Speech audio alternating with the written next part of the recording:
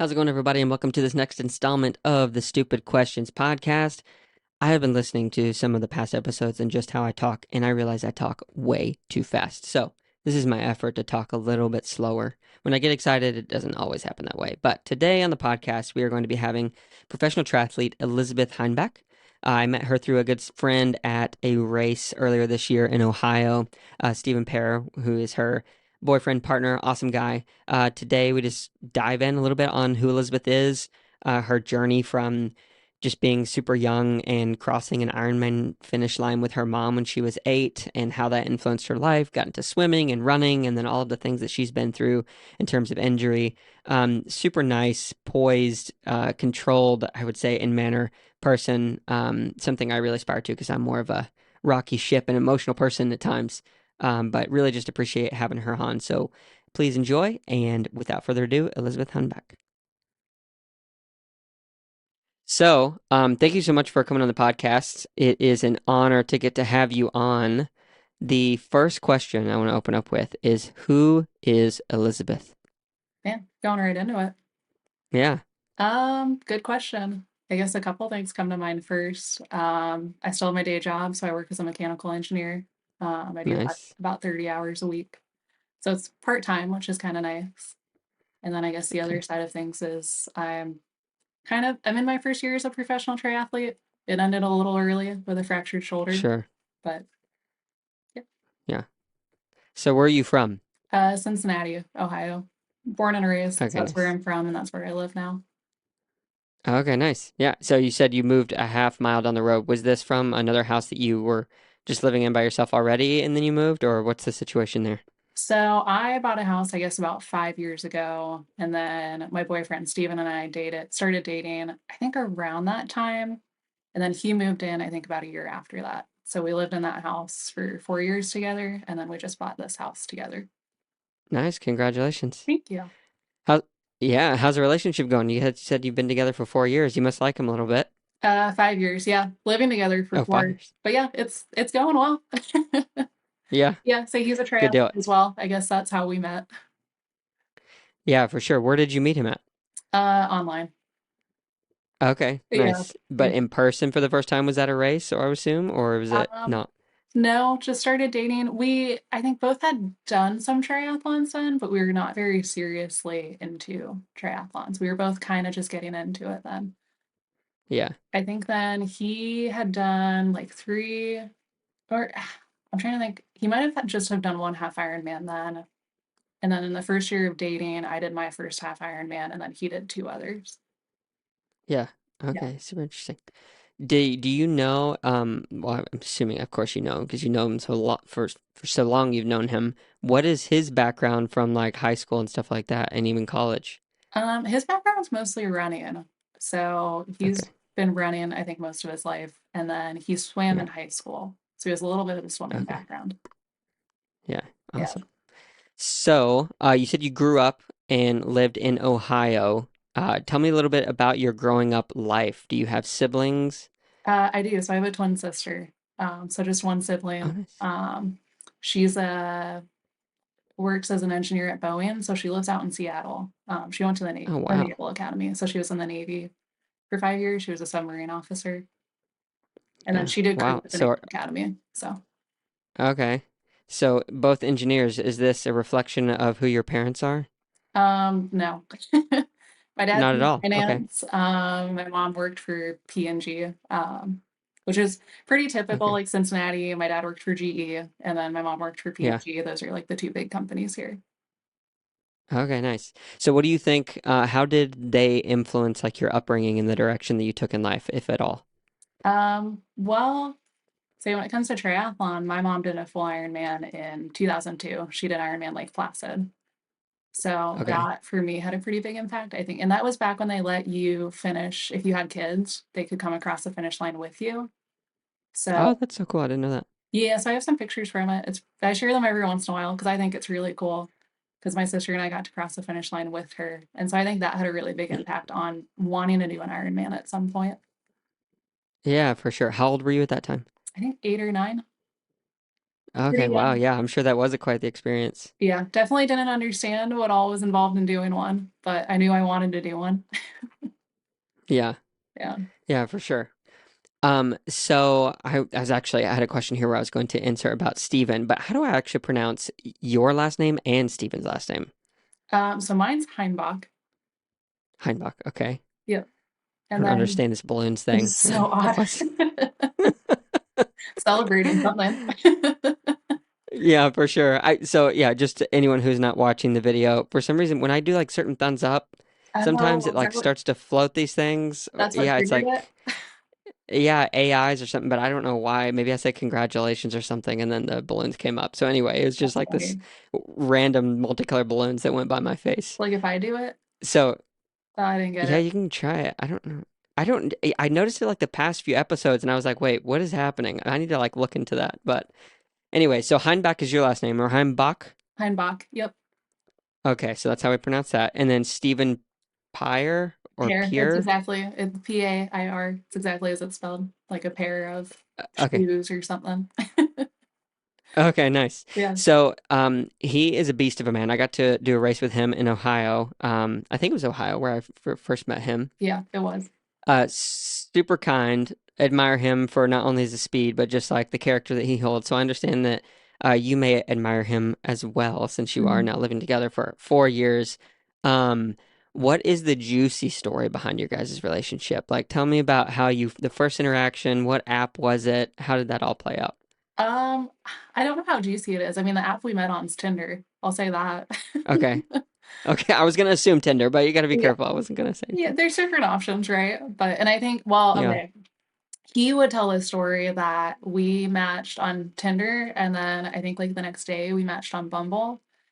And I think he did like on Bumble, you can extend, like give like a girl 24 more hours to respond if they don't when it's like getting to that 24 hours. And I Oh, think he interesting. gave me that and I still hadn't messaged. Okay.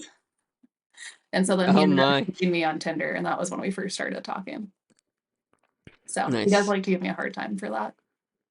Yeah. Yeah. Was the first interaction like because I'm uneducated in the area of Tinder. I know what it is. I know there's swiping involved, Hmm. but what was the first communication? See, did that? There's the thumbs up So again. there's It's like this weird bubble thing.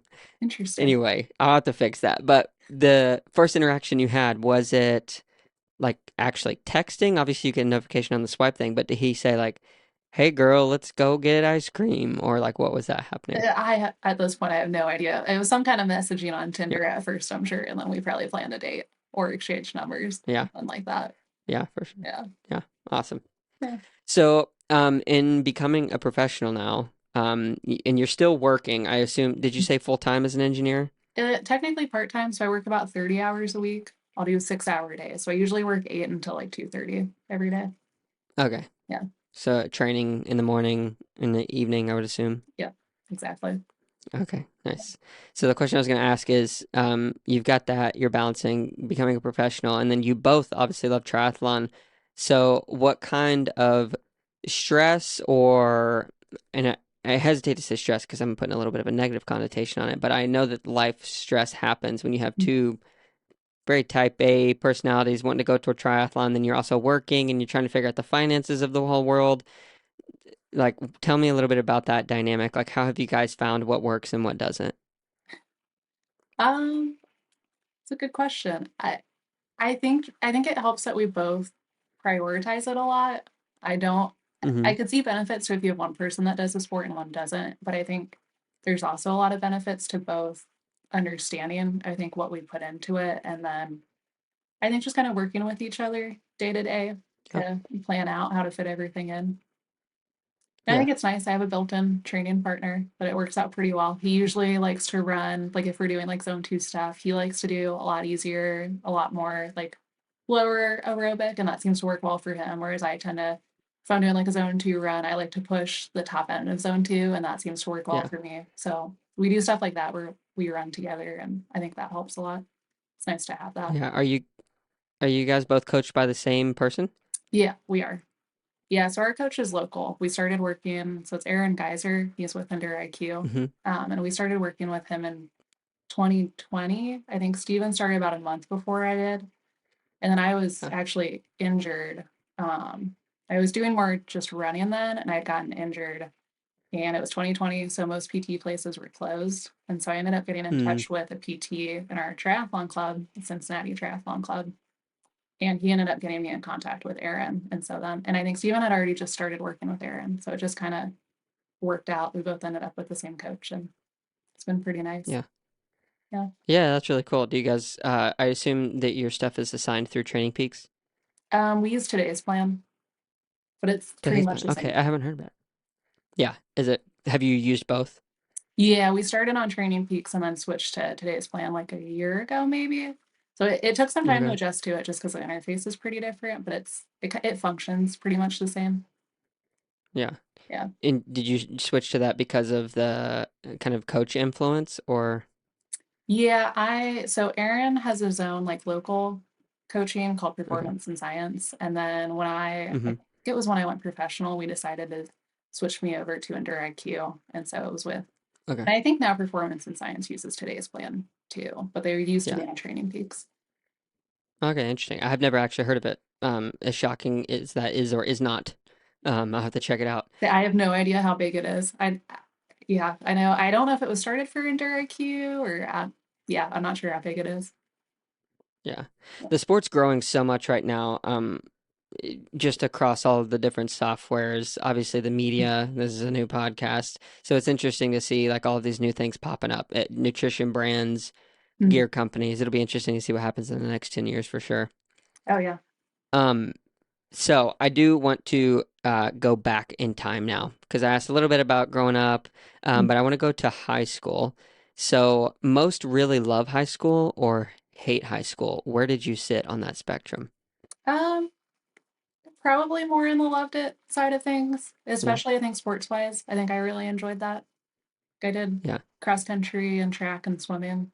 So I stayed busy, yeah, but I loved it. yeah. So I did some research here, and you were one of the first athletes in Ohio to qualify for 12 state championships and medaled 12 times, and you were the youngest inductee into the high school's Hall of Fame. So, from that experience, talk about as much as you want of that, but how did this affect your self-confidence? Like, did you grow up feeling like you could do these types of things? Did it affect how you kind of gain more friends, popularity? Um, well, I guess it'd probably be interesting to look back to. Like it all I think kind of started for me in between like seventh and eighth grade, maybe. So I swam club Hmm. and I started doing that I think when I was like 6 years old. So I've been doing that Wow, that's most early. of my life. But it was around that point where I had a couple of friends that like moved up the swim group, and like two of my best friends moved up the swim group, and I was not like fast enough to get moved up. Like I was swimming, I think, in like the Yeah, slowest lane. I don't really think I understood like how to like push yourself in practice. Like I think I was kind of just showing up and going through the motions, doing and it. I don't think Yeah. naturally I was that great of a swimmer. So when that happened, I was pretty upset about it because, that was a large part, I think, of my social life. And then I didn't Yeah. wasn't on the same schedule as my friends. And so I ended up talking with my coach and basically, he told me you have to start swimming faster. You have to be in the faster lane if you want to move up a group. And so it was like that Right. season, things like totally changed. Like I think I finally like it clicked and I understood how to like push yourself and that like you can do that and you can get a lot faster if you work really Mm. hard. And so I think that was then going into high school, like things totally changed. I'd gone from, I think probably the season prior to that happening, there was like a state level meet that I was usually one of the only ones that didn't qualify for. And then by Okay. the following year, I had qualified for zones, which was like a multi state level meet. And I was one of the only ones Okay. on my team that qualified for that. So it Oh kind wow. of, I think when it clicked pretty well. And so I think that served Yeah. me well going into high school. Yeah.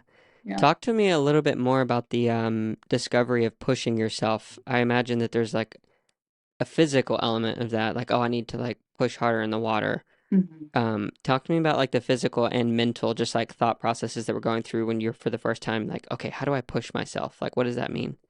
Um, Say I don't know if I remember what I was thinking back then, but I think it's just a lot of like your body gives in, I think, before your mind will. And so I think it's learning that I think you can push Mm, through being uncomfortable. Like I feel like you have to learn what's bad uncomfortable and what's good uncomfortable. And learning, I think, how yeah, to decipher that and then when to push through that discomfort and one that can really serve yeah, you.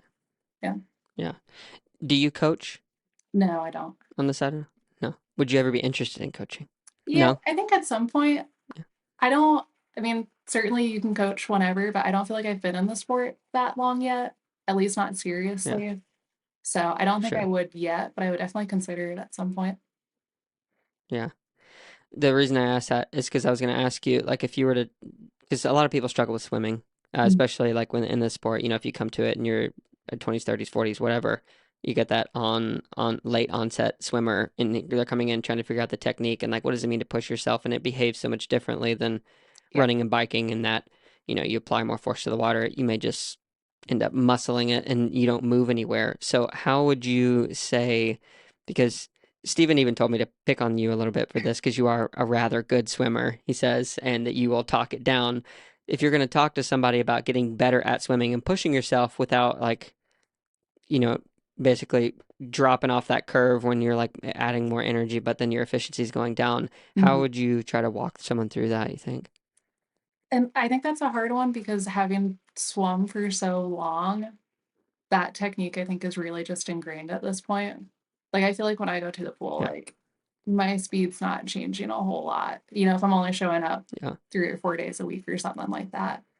So I yeah. don't I mean, obviously a lot of it I think is getting the technique right. Because yeah, I know a lot of times you Mm-hmm. see people and like their hips or their feet are down low and you can just see where that drag's coming from. So I Yeah. feel like a lot of it's learning, probably finding drills to work with different like technique and improving that. So I feel like you have to kind of get that down before you can really push and work on improving that speed. Yeah. Yeah, but with me in my own experience, it's been a mixture of that and oddly enough, so I don't have really a sport background in any of the three, but I did gymnastics and you have to have like a sense of where you are in the air. And I Mhm. feel like that helped me quite a bit with swimming actually, because you can understand without necessarily visually looking at yourself, Mhm. what your hips and stuff are doing. Like you kind of feel what's going on, especially as you swim. The more and more you swim, it's like anything you get a feel for Yeah. just like biking for the first time. I feel like when I went out with some friends, I was like, oh, what is drafting that they're talking about? I have no idea what that feels like. I'm right on the reel and I feel no difference at all. But after you do Yeah. it more, you get a feel for it. Yeah. Really Yeah. feel for the water is so important. And it's hard to get, I think. I mean, you get some of it, but it's hard when you're only swimming a few days a week to really get a good feel for the water. At least Yeah. compared to How how much do you, yeah. yeah. How much do you swim a week now, you think, yards Um, wise or time? well, I'm not swimming right now because of my shoulder. Hopefully, I will be Yeah. soon. But usually it's about, I think I try to do 5 days a week. It's 4 or 5 usually. Okay. Yeah. Yeah, for Try to sure. get in the habit of Do going you, in the morning. you have lost the habit, you said? I said I usually try to get into that habit. Yeah. Yeah. Yeah. I feel like it's definitely better. It's harder to swim when you're tired, Yeah. at least my experience. Yeah, Yeah. for sure. I agree. Yeah. So that was your high school career, 2008 to 2012. Mhm. You are doing really well in that, and then you move over into college in 2016, I guess. I'm Yeah. pulling all this from your website, so Yeah. yeah, I I think it's graduated accurate. in 2016. Yeah. Okay, good deal. So similar to like high school, and then going to college, did you find that you liked college more than high school or less? Um, I liked college a lot. I had mixed feelings, I think, about like my swimming career there. So I ended up deciding to swim. And that was mostly because I was very injured as a runner in high school. So I think Mm-hmm. I did well as a runner, but it was, I feel like mostly based off my aerobic fitness from swimming club because I really wasn't running much in the way of like miles Yeah, because I just was like constantly getting stress fractures. So I yeah, figured there's no way I could go. I looked a little bit at running in college, but I didn't think there was any way that I could really realistically be on a college team successfully. So I figured I would just swim. Um, and so then I went to Stevens Institute of Technology, which is like a D3 school. It's in Hoboken, New mm-hmm. Jersey. So it's like right across from New York City. Yeah. Yeah. And yeah, I And liked then it. so you did Sorry. go for it. What were you saying? I liked the location of it. It was really cool. It was fun being out across. Like you can see New York City from campus. Like you're like right across the Hudson looking at it. Yeah. Yeah, that's really neat. And in terms of like population density, is it much more populated than where you grew up in Ohio? Is it like rural versus city or Oh yeah. yeah, it's very city. Yeah. Yeah. Did Hoboken's you like that aspect? I did. I think I liked it. I don't know that I would have wanted to have stayed there long term, but for I Sure. think being in college, it was a really fun area to be in. Yeah. I think it has one Yeah. of the highest like bar densities, I think, in the US. Okay, So nice. it's a fun place to be. Yeah. Yeah. So this is about the time then during college that you met Steven, is that right? No, so we met a few years after college. Okay. Yeah, we met. So I graduated in 2016. I guess we met in 2018. Okay. Yeah. Yeah, I think 20. No. Yeah, I think 2018. I'm getting my years Okay, all nice. confused.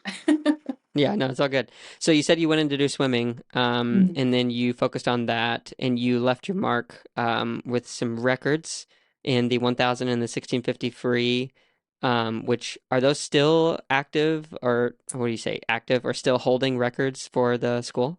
I think so. Yeah. The program I think's kind of been on a bit of a downward decline. Like Really? so I got recruited by a coach that had brought Stevens from being, because it's a D3 school, and they're limited on who they can recruit because it's primarily an engineering school. But Yeah, when I got recruited, the coach had made it so Stevens was like consistently one of the top five schools at NCAA's D3. yeah. And then he recruited my class and then left before my class got there. And so then Okay. yeah, and it was good, I think, while I was there, but then there's been some coaching changes since. And so yeah, those Yeah, records do stand still. yeah. Nice. Thanks. So do you think maybe could you ever be convinced to go back and lead the swimming program, maybe at a later point in time? I don't know that I see that. Yeah, Yeah. That'd be a tough, I mean, it seems like a tough schedule for like I don't yeah. the coach you. Because I mean, you've got early morning practice, late night practice, beats on the weekends. Like, Mm-hmm. seems like a pretty Yeah. grueling schedule. Yeah, for sure. I mean, engineering's not easy either. And so I have to ask though about that. Why engineering? If you're, I mean, your parents were kind of, I guess, in corporate America. Mhm. I assume they kind of were like, yeah, go to college, get a good job. You chose engineering. Why?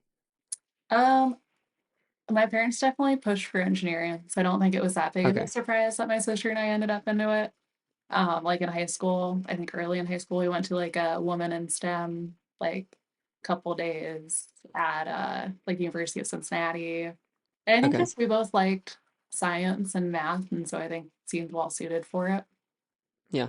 Yeah. Yeah, so like the math stuff. My mom growing up always said, "Oh yeah, Seth's good at math." And I always was thinking like, I'm really not. I like numbers, but I'm not good at math at all. And thinking about doing engineering, engineering sounds so cool. I think of, oh, I'm gonna make these big bridges and I'm gonna work on structural engineering projects, da da da da da da. Yeah. But it seems like very difficult. So you seem the kind of person that was a straight A student. Is that accurate? Um, yeah, at least in high school, maybe not as much in college. Yeah, Yeah. College was a little tougher, I think. We still did fine, but definitely not like the straight A's. Yeah, like in high school. yeah. Yeah. Well, and you're My sister focusing had on, all yeah. A's at the Naval Academy. Oh, okay, But wow. she's a really smart twin. Yeah. Yeah, for sure. Are you guys identical, by the way? No, fraternal. So Fraternal. she at Okay. one point, I think in like seventh or eighth grade, she was like 6 inches taller than me. So we did not Oh, really look fast. like we were the same age at all. And then we ended up Wow. the same height. Oh, interesting. She just hit that growth spurt sooner. Yes. Yeah. She was one that like she grew in growth spurts, and then I was always like an inch or two a year. And so Yeah, we ended up around the same, but we grew very differently. yeah. Yeah. Does she have any interest in triathlon? I could see her getting into it at some point. She just Yeah, got back into like rowing crew with like an adult team. yeah.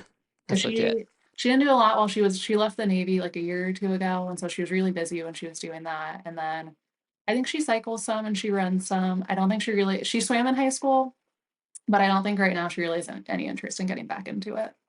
Yeah. So I'm I hoping would so. be, yeah, I would be interested to know how rowers interact with swimming for the first time because you have to understand some level of hydrodynamics and like how you're, pulling the water with the oars. Mhm. I would be curious to see how she would do just hopping in a pool and knowing what she knows and see what she can do. Yeah, if it makes any difference or not. Yeah, I'm sure it does. It's different in a lot of ways because, yeah, you're floating on top of the water, but I mean, swimming Yeah, could be said the same thing. yeah, absolutely. Yeah, that's awesome. So let's see my notes here. So after you did a lot of the swimming thing, you're graduating, and then actually, no, let's back up. After college, you go back into running and you signed up for the first time for a marathon in 2017. And I Mhm. read that you had to quickly put that on hold because of this diagnosis of compartment syndrome in both legs that led to surgery. What is compartment syndrome and what did that surgery actually do? So compartment syndrome's when it's like so it was for me, it was in the front two compartments of my calf. So more like I would have called it like my shin back then, but like the muscle in Okay, the front of your lower front of your leg is your calf muscle. It's like your interior and your lateral, I think, compartments. And what was okay, happening was I started running and I had all those injuries in high school. And so I was like, well, because a lot of times I've been told it's because I was switching between running and swimming and I wasn't building up my running properly. So I was like, I'll build up my running, I'll follow a training plan, it won't be an issue. And then yeah, I got into a few weeks, I think, into the training. And what's happening was it would start like a few minutes into every run. I would start to feel like it was like this pressure building up in the front of my legs. And interesting. it would get progressively worse as I was running. And then the longer I was doing runs dealing with that, like the worse it would get. So like the sooner it would start on runs, the longer it would last afterwards. And I would have said I felt like the front of my legs were gonna like burst. Like you could just feel pressure. Like it wasn't crazy That's, painful, but it was a really weird sensation. was there And actually swelling involved with this or is it just like a yeah, feeling? I don't think visibly, because I think the issue is that you have your fascia, which envelopes your muscle. And so the fascia doesn't really have much give. And so there was pressure building up, but it had nowhere to go. And so that's what I was feeling, was there wasn't enough space for like your muscles expand while you're exercising. And I don't think they know why certain people have compartment syndrome, but it's basically when there's not enough space or give in the fascia for the muscle to expand. So it is Fascinating. like a buildup of pressure. Okay, so you have your muscles, like the fibers, and then you're telling me there's like a layer, the fascia, that's Yeah. encasing those, and that's the fascia is so like, is it stagnant always for everyone? Do you know where like it I expands with the muscles or no? I don't know. I think it's supposed to have some give. So I don't know if it's like an issue if there's not enough space or if the fascia is not like giving enough as the muscle's swelling. I Yeah. don't, from what I'd read, I mean, I haven't looked it up in years, but from what I knew back then, no one really knew why like compartment syndrome is obviously not very common and they don't really Yeah. know if it's like genetic. My mom actually had it and Okay. but we had very different symptoms because what can also happen is she didn't have any of those feelings, but she would get like foot drop. Like her foot would just, I think, because the nerves were getting cut off, Mm-hmm. she'd be running and she wouldn't be able to hold her foot up anymore. But she didn't That's have really like that wild. pain or sensation. Yeah. Interesting. It sounds to me like your muscles are just too big. Like Maybe. your fascia didn't know how to deal with it. Essentially. That's so crazy. So then you had surgery. Yep. What do they do for the surgery? Do you know? It's pretty simple. They cut the fascia. And so so I had like a 2-inch incision that's basically in the middle of the front of my leg. And then I had marks of like there's a big X basically from my ankle to my knee. So they make a little incision and then I think they can lift up the skin and then they cut your fascia basically. And so what I was told was it goes from being like that to healing more like that. So it's a little more Okay. spread out and there's more give. Yeah, it can stretch out. Yeah. So it's just one incision? Sorry, this is really Yeah. technical, I know, but like, it's just one. Yep. It's just one 2-inch incision. So it's on the front of my leg. Yeah, on each leg. That's so interesting. I'm like, I was almost thinking like that they would want to like put in multiple slots. They're like almost a lattice structure so that it It's could like expand or something. one big X because I could still, Yeah. when I came out of surgery and the Sharpie marks, and so I had, a couple dots and then just the incision in the middle. So they just go right across. Wow, that's so crazy. Yeah. So then after that started to heal, what was the, I guess, recovery timeline like for that? So I did them separately so that I could be on crutches and not be totally immobile. So I Okay. did my right leg, or I started with my left leg. That healed, like the incision closed after like 2 weeks, and so I was actually able to swim because I did the surgery 3 weeks apart. So it should have been about 3 weeks recovery from each one. And the first one Yeah. healed really well. So I was able to swim the week in between. And then Okay. my right leg, though, I think something went wrong with the incision. I don't know if it was too small or Hmm. what, but it wouldn't close up. So it ended up taking a couple months because they Hmm. tried to get it to close and it wouldn't. And so then they essentially had to reopen it and stitch it up. Yeah. And so that took a lot longer than it was Yeah. supposed to. When you're saying the incision, pardon me for asking this question kind of the same way a million times, but the incision is like on the outside visible and all like it goes all the way straight through almost to the muscle, or is it like they make a little hole, move It's it not around very and invasive. Like the incision that they make is just in the fascia. So it's literally okay. they make a little 2-inch incision in your skin, and so that's all you see. That's all that's on the front of my leg is that little incision. But then what Okay. they're actually cutting on the fascia was from like knee to ankle, but you Oh, can't I see see that. now. Yeah, Did they do that with the orthoscopic stuff, or is that what it's called? I think Those, so. yeah, with like the robot arms and that stuff. Some kind of technology like that because it used to be that you would see the entire. I think Yeah. you would see the whole incision, or they would make I think a smaller incision, maybe like Yeah. actual cut. But now they can just make a really small 2-inch incision and Okay. yeah, do all of that. So, were you really afraid to start running again? And like, did you have a belief that, oh, this is just gonna go away?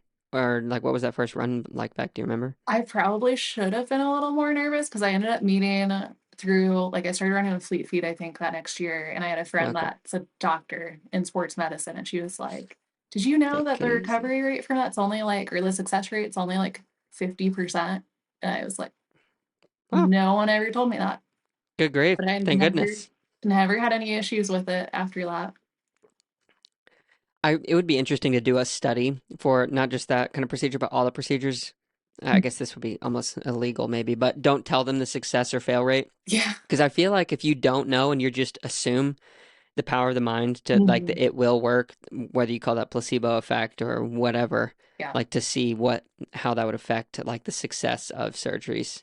Yeah, C- because I'm sure it would have been a little more nerve-wracking had I known, but I just assumed, you know, everyone said it's not an invasive surgery, it's pretty simple.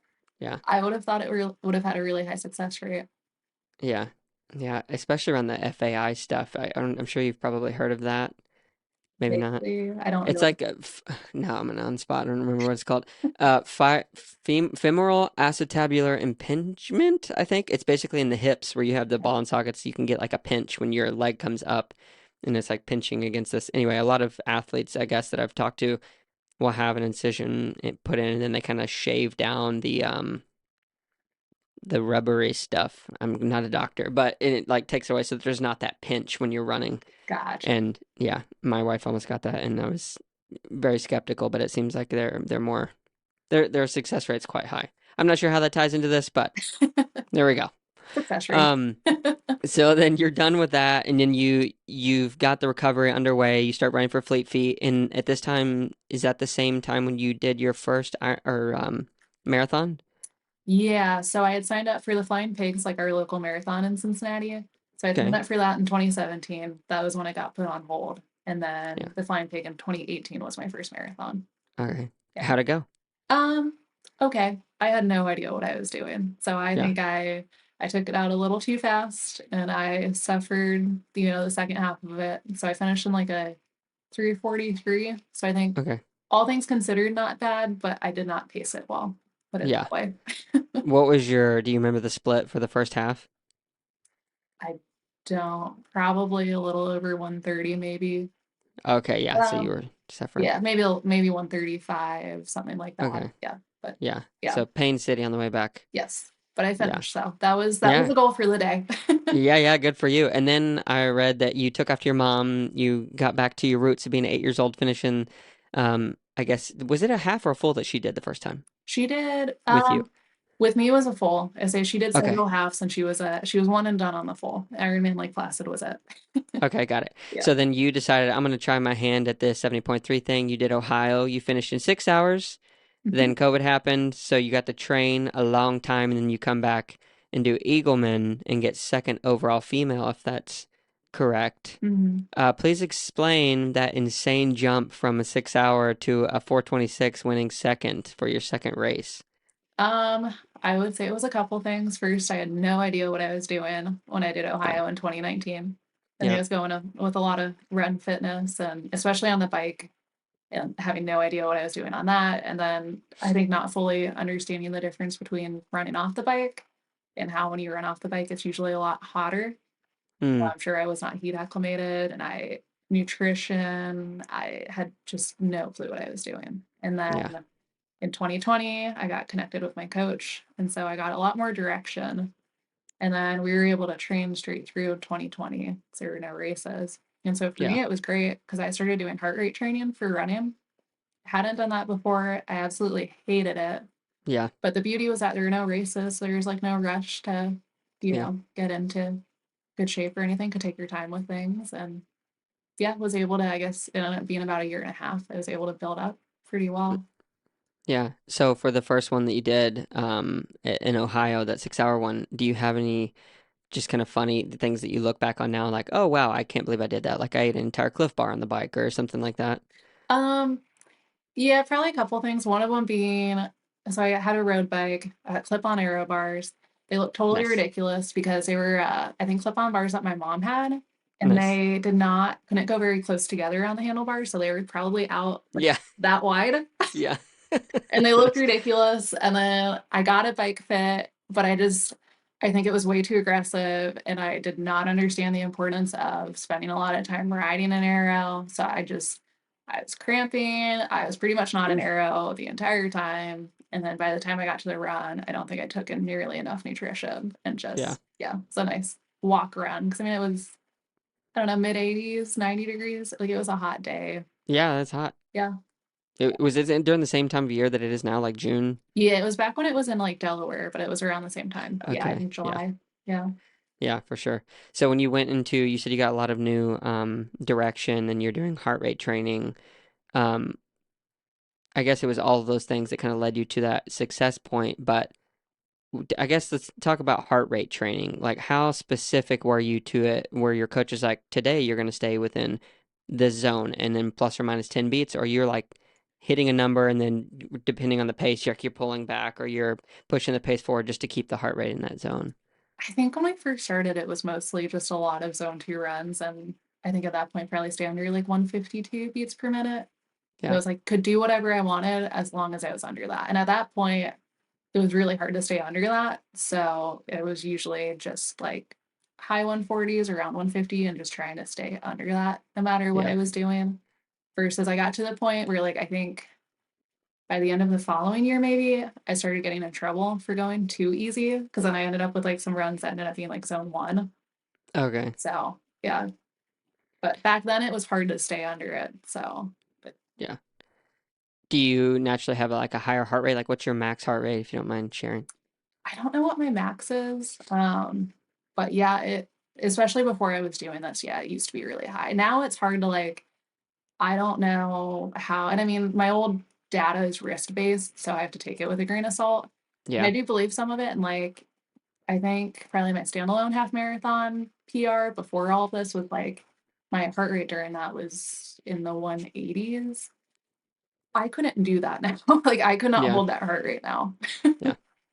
Yeah. Yeah, I'm very similar. I'm a smaller guy, so I'm like 5'5", and yeah, my heart rate is still so jacked. So the reason I was asking that is like maybe I just need to get stronger. Like, what is it that brings the heart rate down? There's a lot of things that go into it, but Yeah. did you do anything specifically that you noticed? Like, oh man, my heart rate's starting to like come down for that. Um, not the only thing for me is like if it's a run where I'm trying to keep my heart rate low, I don't usually listen to music. I'll listen to a podcast or something because I find I get a little amped up if I'm listening to music. Like that's one of the Oh, things that, yeah. So yeah. just distract myself with something else. Okay, interesting. Yeah. So then the second place finish at Eagleman. Um, Did you know going into that race that like this is a possibility that I could win this thing? Like, did you have that understanding and expectation?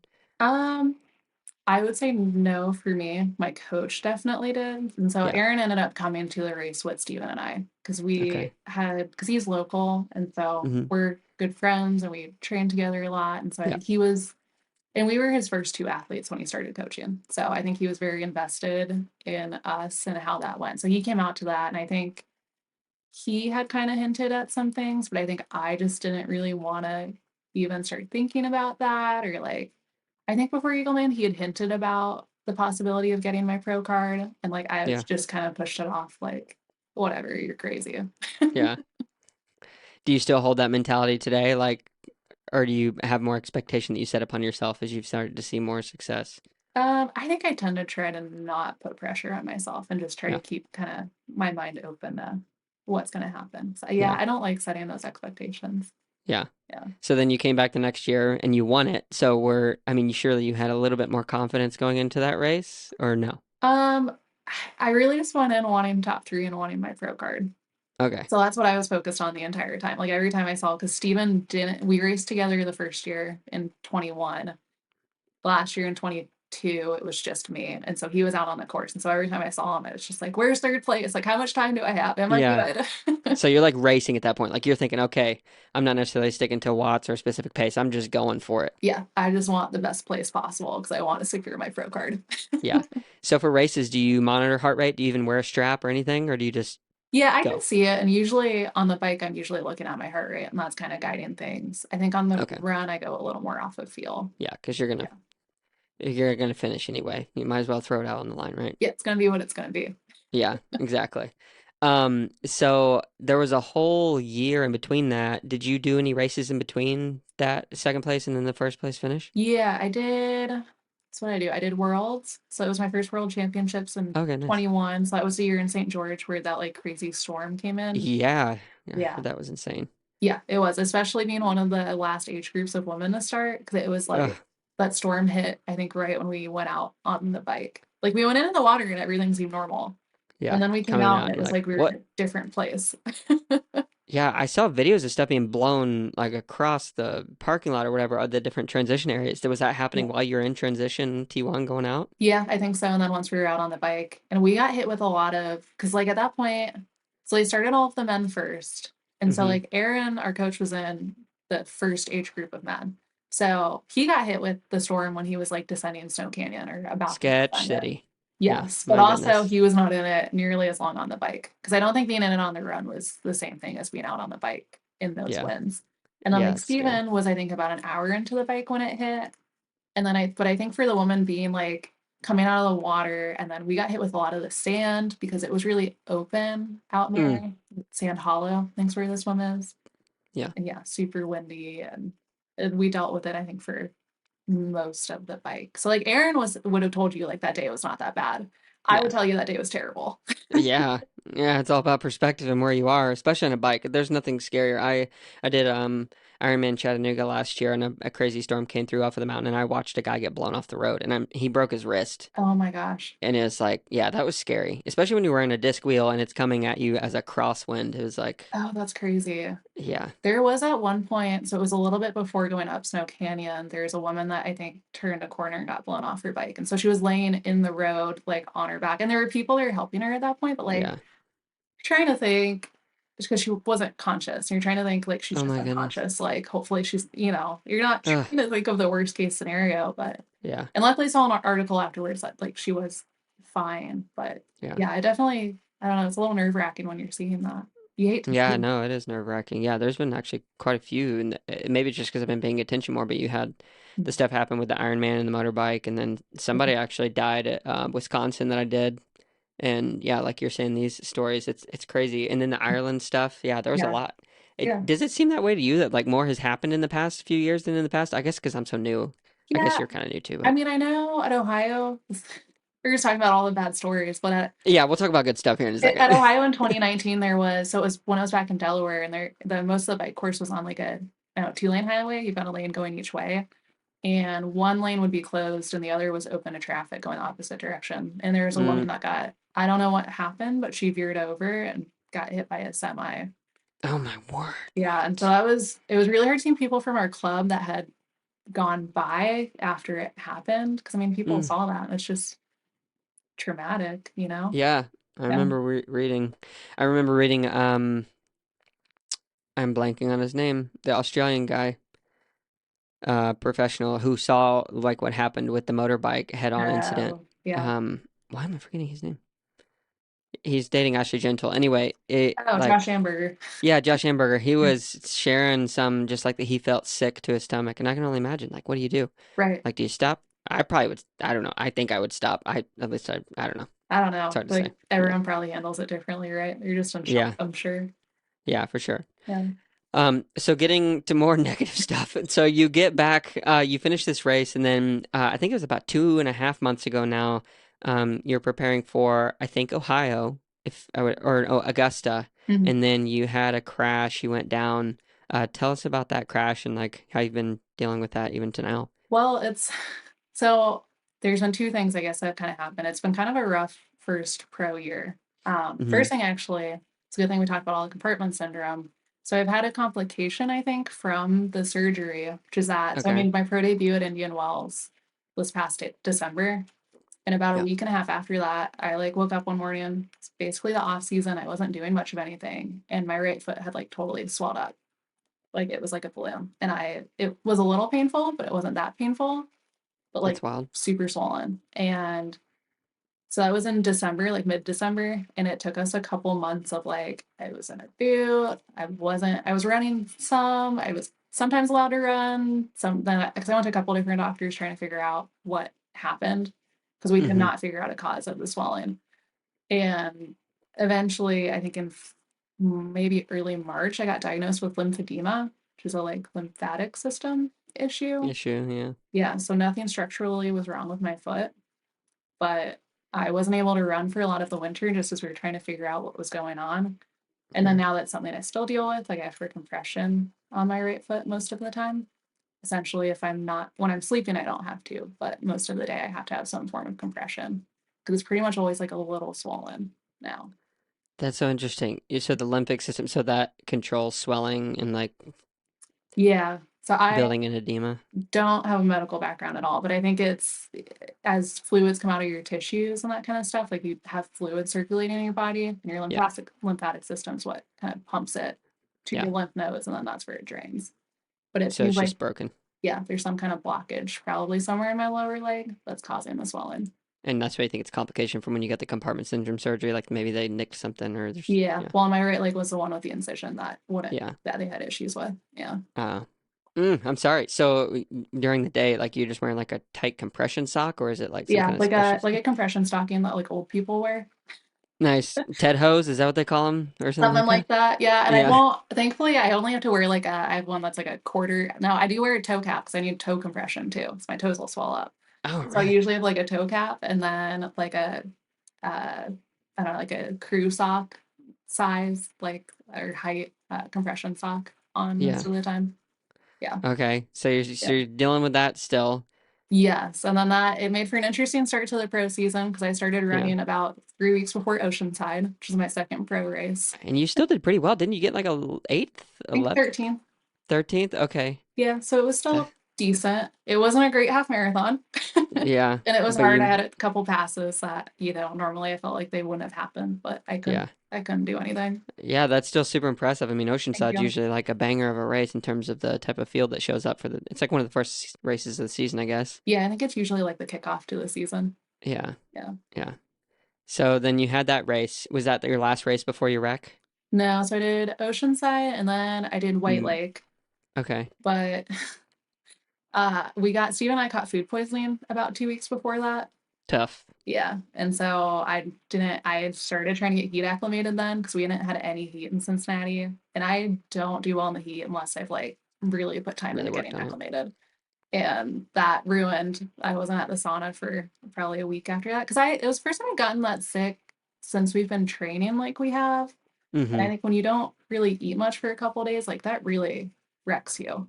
Yeah. So that took a bit to come back from. So I did White Lake. I think I was 10th out of 10, but I finished. I came really close to DNFing. And another pro was really nice, and she convinced me to come back out on the course and finish with her.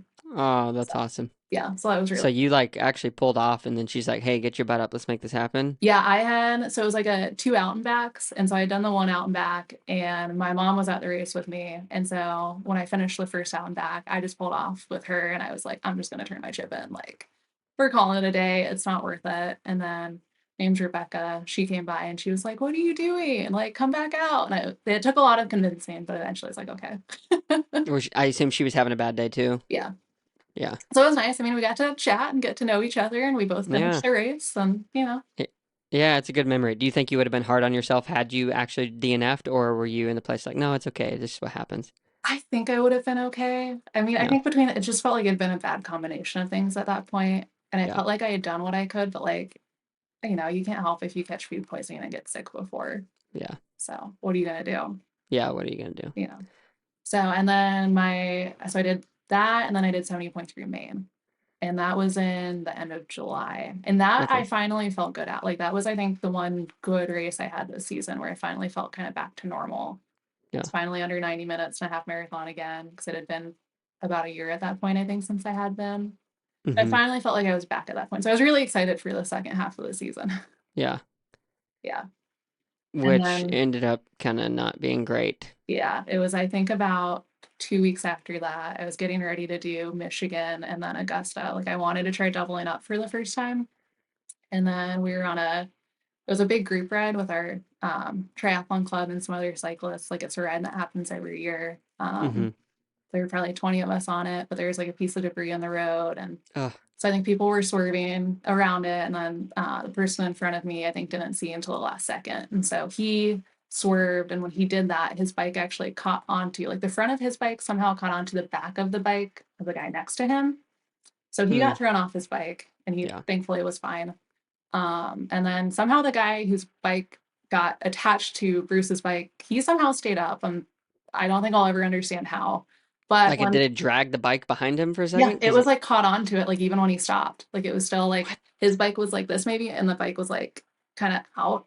So what happened Whoa. was then the bike went in front of me, and so I hit the bike and landed. Ugh. Did you go over the handlebars? No, I landed, but I landed like on the front of like my elbow, basically. Yeah. Yeah. So you like went down, boom. Yeah, and kind of jammed my shoulder back. And Yeah. so when I did that, I fractured my humerus like in the head of it, and then I have a small tear in my rotator cuff. How do they deal with the rotator cuff tear? So mine's in the supraspinatus tendon, and mine is a partial split tear, meaning it's like in the direction like of the tendon, like I didn't tear it across it. And I guess So that's a that's tendon that better. heals well. So it just Yeah. has to heal on its own. Yeah. Yeah.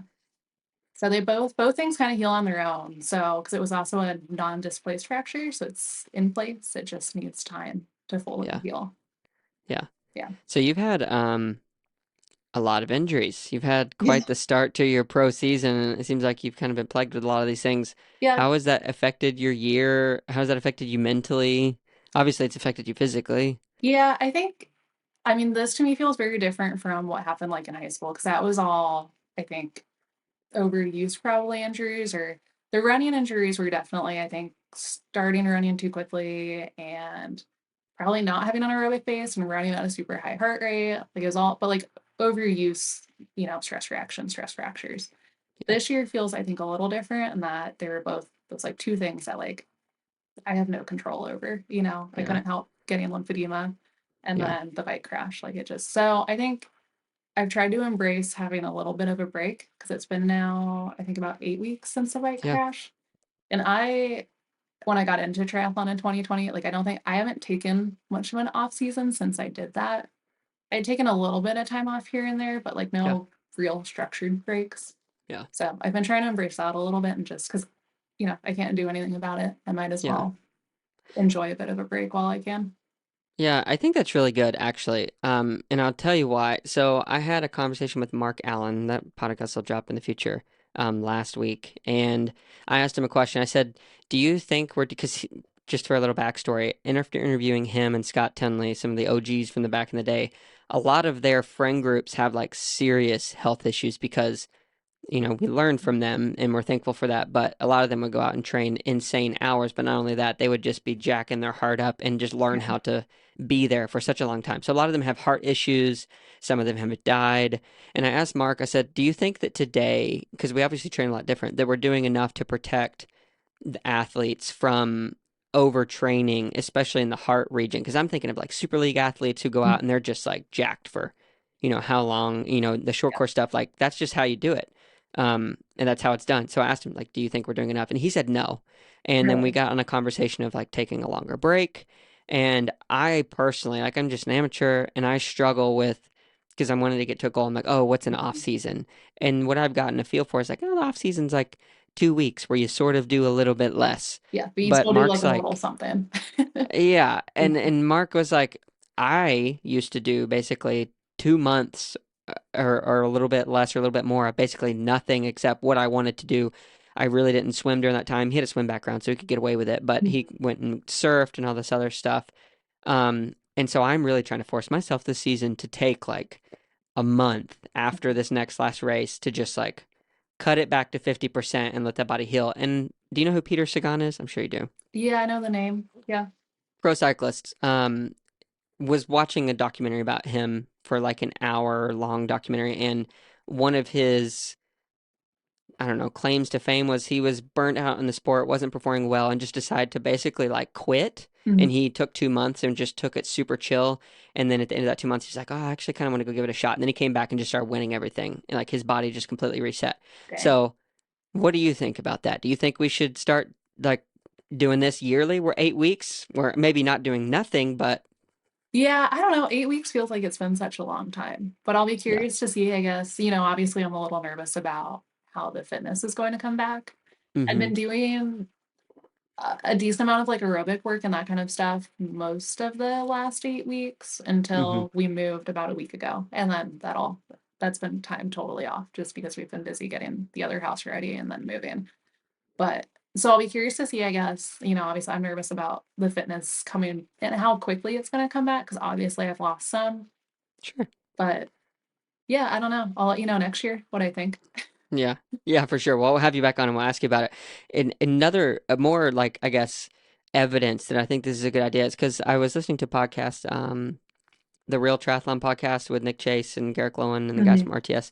And they were saying something along the lines of, yeah, look at these women who went away to be moms for a while. They went and had a Yeah. child and like they're taking significant time off and then they're coming back and just crushing everything. So I'm really starting to believe that Yep. have a kid is a really good thing, but taking like some serious time off to let the body, those deep energy wells, as Mark Allen likes to call them, to Hmm. like let them build back up like a cistern, I think is what he said, where, over time, you'll take a little bit of time off and you come back and you're like, oh, I'm super fresh. But those deep water wells or energy wells aren't necessarily filled up. So I don't know. Maybe I should go get pregnant or something and then see what happens. Maybe just take a break. Yeah. See how that Yeah. We'll try to take a break. goes. It's 2023. I can do whatever I want. Exactly. Yeah. Yeah, interesting. So, what drives you? Like, what drives Elizabeth to the core? Is there like one or a few things that just bring you a great sense of direction and purpose that keep you going forward? Um, I think it's kind of simple. I think I like improving. I like seeing, I think it goes back to those years ago and just getting to see, I think, what you're capable of, like, Mm-hmm. especially just, because obviously I race pro, but I'm not full time. I'm Yeah. not winning races or anything, but Not I yet. wanted, we'll see about that. It's coming. I can see it in your future. I'm lucky to have you on because one day you're gonna go and win it all, and it's gonna be great. I appreciate that. But I think I Yeah. just enjoy, yeah, just getting the most out of myself. So I wanted to race in that field just because, especially if you get to the point where I had one amateur win and that was like, okay, what's next? Where else can Yeah. what's the next challenge? What's the next mountain? Yeah, exactly. Yeah. I feel like most triathletes are that way. You gotta find, you achieve one thing and then you go on to the next. Yeah. Yeah, so I have an observation. So your temperament seems one of poise and peace, if I may. Like when I met you for the first time in person when we were talking at Augusta, just like very mild tempered Hmm. and approaching things with a very not I hesitate to say very logical because I'm sure that you're deeper than that, but like a very logical understanding, like you seem to face it without a lot of sway, Hmm. like very gentle in the way that you do things in your manner. Why is that? Is that just how you were brought up, or do you have any explanation or thoughts about why you are that way? Um, I don't know. I think especially when it comes to athletics, I'd probably say all those years in high school and then in college and everything, and just I think one of the things I've really enjoyed about triathlon, like especially being outside of school, is like there's no set timeline that you Yeah, have to do things on. yeah, We have years to do this. There's no rush, things are going to happen. And that's a part of the journey. And I think we just have to keep doing what we can and trust that it's going to work out. yeah. Yeah. Who is the number one influence in your life? I don't know. I don't know if I'd say just number one. I can think of, like, off the top of my head, I think my mom's had a big influence. I think my dad has. Steven does day to day. I think my coach Aaron does day to day. Like, I think there's a Yeah. lot of different influences. Yeah. Yeah. Have you ever had a friend who was an influence that you decided because of you wanted to live a better lifestyle that you had to cut off?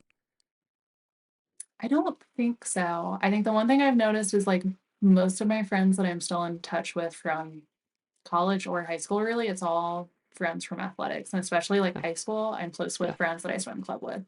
I Yeah. think because we spent so much time together Yeah. versus like I had a good friend group in high school, but we're Yeah. not really in touch anymore. It's just Yeah. not the same. Yeah, good friends matter so much. Mm. I asked that because I was just curious if your experience was somewhat similar to mine, and it clearly was not. Because I had a lot of bad friends that were not really friends that I had to like kind of decide and even have conversations with them. Like, you know what? I want to go in this direction in the kind of the way I'm thinking. And I lost some friends who really, in the end, found out they weren't great friends, but it makes a Gotcha. big difference. So I Interesting. admire your track record for good friends, family, friendship, athletics, and stuff like that. It's really cool to see. Thank you. Yeah, I'd say I don't always feel like I have like a ton of friends, but like a very good solid, I've got a couple of good friends from high school still. I've got a few good friends from college. So like Yeah, I feel like that's what matters. yeah, for sure. Yeah. So a few more questions here, and then we'll wrap it up. Identity. I want to ask you about identity. So you are an engineer by trade. You're a Hmm. professional athlete now. Maybe future spouse, or maybe not, like partner, like that's definitely a part of what defines you. Have you ever considered or thought about how your identity is affected in the way that you view yourself, as in if tomorrow, let's say compartment syndrome came back really bad and like you had an injury that just left you out forever and you could no longer look up triathlon or look and get into triathlon, would that be really difficult for you, or do you feel like you'd be able to kind of shift how you view yourself and your identity in like a pretty effectual or efficient way?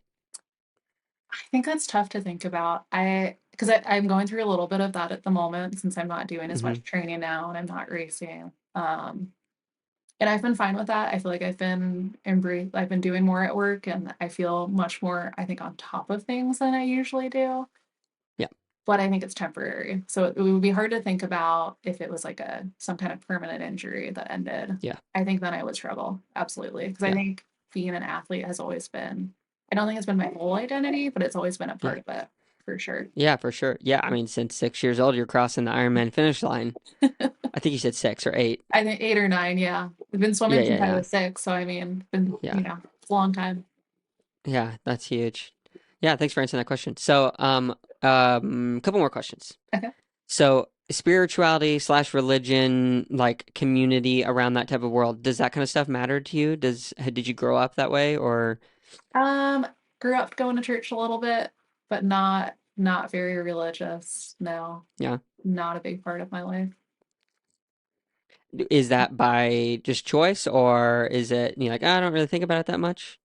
Don't really think about it too much. I Yeah, grew up going to church, and then I think when I was in 5th grade, we moved, and so then we started going to church on like Easter and Christmas because we moved maybe 20 minutes away from where we were, like it's to a yeah, different part of Cincinnati, and yeah, then kind of I think stopped going to church eventually, and then it's just not something I've ever given too much thought, to be honest. yeah. Um, what, if you don't mind me asking, because I find these types of like backgrounds of people really interesting. What kind of church was it? Was it like a non-denominational thing, or is it Catholic or? United Methodist? Okay, nice. Yeah, Do you know what they believe not really. in? Yeah, me either. Okay, Nope. fair enough. Fair enough, fair enough. So let me ask you this though, because I think that everybody has a level of spirituality in the way that they do things. Maybe it's a mindset or a set of like underlying values and belief systems. Mm. Do you ever think about those things and think like, I don't know, outside of like sport and the way that you conduct yourself or the decisions that you make, do you feel like there's any like underlying level of spirituality that you try to think about? Um, I don't know if I would say spirituality. I think, try to do the right thing and treat people well. And I think mainly treat people how I want to be treated. Yeah. Hopefully I do that. Yeah, yeah, for sure. Well, that sounds very yeah. I guess from my own like Christian upbringing, Mhm. those are very much like the golden rule type of situation, something we're taught from a Yeah. young age, like share your toys, do to others, type of thing. So, Yeah. Maybe just yeah, not thanks for motivated answering. the same way. Do what? Maybe just not motivated the same way, but I think it's the same idea, right? Yeah, for sure, for sure. Yeah, we all got to be nice to each other. It makes life a lot more fun and enjoyable if we're Yeah, looking out for each other a little bit rather than just our own selves, I would say. exactly. Yeah. So, to wrap up, I have a question for you. Mattel's dolls, you know Mattel, they make Barbie and stuff like that. Um, So sales jumped 24% thanks to the popularity of the Barbie movie, the summer's biggest blockbuster hit. And you know what? I say that kind of in quotes because I think Oppenheimer was better and probably a bigger success. But helping the toy company beat earnings estimates. Do you have any thoughts on that? I don't know that I do. I haven't even seen the movie. I need to. I wouldn't. I hated it. I see. Did It's you? interesting. I went to see it. This is actually kind of embarrassing. My wife was out of town. I went to see Oppenheimer with the guys like weeks before this, and my wife was out of town, and I was like, "This Barbie movie is getting so much hype," and I just like a matinee bought a Barbie ticket by myself in the middle of the day, and I was like, "I'm gonna go see what this movie's all about." I walked away from watching it. And I was like, "Wow, that was really interesting." I really liked the like cinematography, the art style and stuff like that. But the more I got to think about it post Barbie movie, I was like, you know what? I really actually don't like that movie. No, it's kind of disappointing. You didn't want Yeah, to I do mean, the, what was the double if people saw Oppenheimer and Barbie? You don't want to do that in the yeah, same the day? yeah, the Barbieheimer. So it's interesting because I started a group chat with some of my closest guy friends, and I was only talking about Oppenheimer. I was like, guys, we got to go see this in IMAX together because we have that special aspect ratio theater here in Chattanooga at the aquarium, and it was amazing. But I started that group chat, and then one of the guys is like, Barbieheimer, let's go see both. Let's dress up in pink. And I was like, this is not that chat. Get out of here. Anyway, it was just a joke. Some of them did go to see it, but far less than said was going to. And it's funny because I went by myself. I didn't even tell anyone. I was like almost embarrassed or Now you've something. announced it. Yeah, now they've announced it across the world. So yeah, if you want to go see Barbieheimer, anybody go see it. Our Oppenheimer was much more thought provoking, and I think had held more sustenance. I've heard you want to Um, start with Oppenheimer, right? And then you want to end on a higher note, go to Barbie next. yeah, for sure. Yeah, depending on how you look at the situation. Did you see Oppenheimer? No, I haven't seen either of them. Okay, wow. Not a It's a big long movie movie, but person. yeah, you should check them out. They're both really interesting. Some things are unnecessary that are in them, but the underlying story and like what's being told, Oppenheimer, I think is I feel a little bit better about having my emotions invested in something that actually happened rather than, oh, this doll toy. I'm so invested. Yeah. So anyway, Well, maybe I'll watch it before the next time we speak. yes, for sure. Please do and let me know. Well, Elizabeth, thank you so much for jumping on and just letting me ask and probe and get to know you a little bit more in a public setting. I thoroughly enjoyed it and it's been super fun. Thanks for having me. For sure. Thank you so much for listening. Thank you so much to Elizabeth for coming on the episode and just sharing a little bit and let me probe around her life and get some stuff documented. Super nice. Awesome to get to know her and congrats to her for growing so much so fast. At least in my eyes, it's been really neat to see what's going on, and only the best to her in the future as she continues to heal up and come into the next season roaring. If you have made it to this point in the podcast, just want to say thank you so much. If you're watching on YouTube, please give us a like and subscribe. If you are on Apple Podcast, Stitcher, iHeartRadio, any of those other ones, if you wouldn't mind giving us a review, that really helps the growth of the podcast as we try to get this out to more and more people. Super big shout out to our sponsors again. Thank you so much for helping it grow or sponsor. I'm not sure at this point if we'll have sponsors, but thank you to the sponsors potential. If you want to be following things in your inbox, please go to our website at stupidquestions.show and sign up for our newsletter. We frequently, well, I say frequently, we're hoping to frequently do giveaways and announce things that are coming up. And it's just good to have a list of people who want to be a part of the community. So if you haven't joined that, please check it out at the stupidquestions.show, and then you can fill out your information at the newsletter at the bottom of the website. All right, thank you so much, and we'll talk to you in the next one. See ya. This episode is brought to you by The Rudy Project. Thank you so much to Mike Bunting and the team at The Rudy Project for sponsoring today's episode. If you want to receive 35% off everything that is Rudy Project, from helmets to sunglasses to gear, please check out the show description notes and you will find a link where you can set up an ambassador account to get, that's right, 35% off everything. Also, we have a newsletter that is on the website, stupidquestions.show. If you sign up for that newsletter and give us a follow on Instagram, it's just our Stupid Questions Podcast. Anyway, I'll link it in the notes. If you follow us and sign up for the newsletter, you will be entered for a drawing that we will be doing for some Rudy Project gear. There are shirts, there are hats, there is water bottles, there are sunglasses, a number of different things. So if you want to be entered into that drawing, again, please go follow us on Instagram and sign up for the newsletter at stupidquestions.show. That is the website. Thank you so much.